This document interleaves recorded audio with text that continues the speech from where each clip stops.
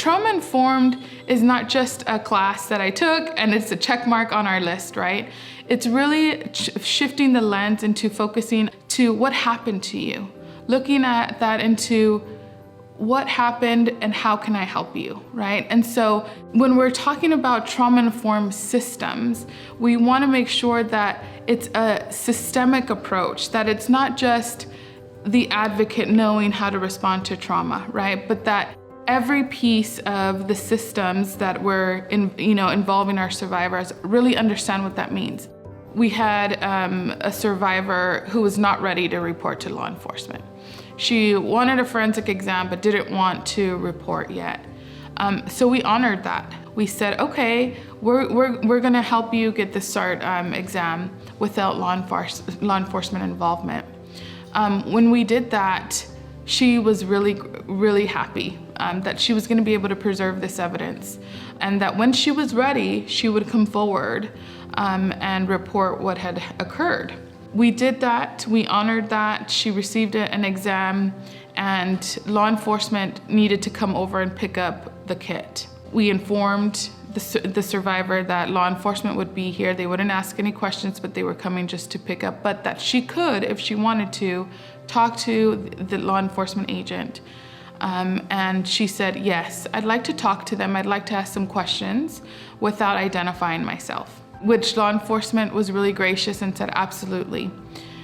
And the first thing the law enforcement agent said was, I know that this is going to be really difficult for you, and that my presence coming in with my uniform and everything on me might be intimidating.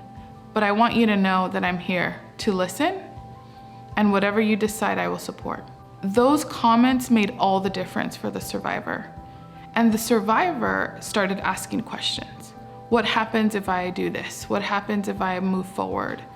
And the officer took his time and explained and even said, there's gonna be some questions that you might think are really invasive, but I have to ask them.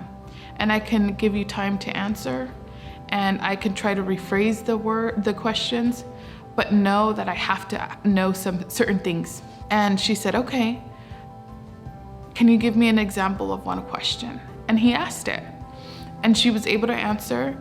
And that time that he took, it was 5 minutes at the most, changed the survivor's way of, and thought about reporting, and reported at that minute and said, okay, I feel comfortable doing this.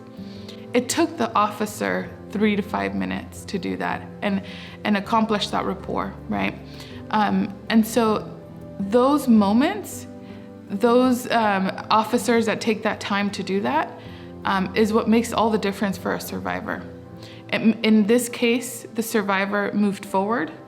She felt comfortable to report. Throughout the process, she started finding out, different things that had occurred in the past, and they moved forward. And the case was picked up and eventually was taken to trial. Had the officer come in a different way, in a different demeanor, that wouldn't have probably happened because she was so scared. But because he took the time, it made all the difference. And so that was him hearing her and believing her. That case to me has always stood out as a successful response to SART, not because she reported, but because she felt believed and she felt that she could move forward with whatever direction she took.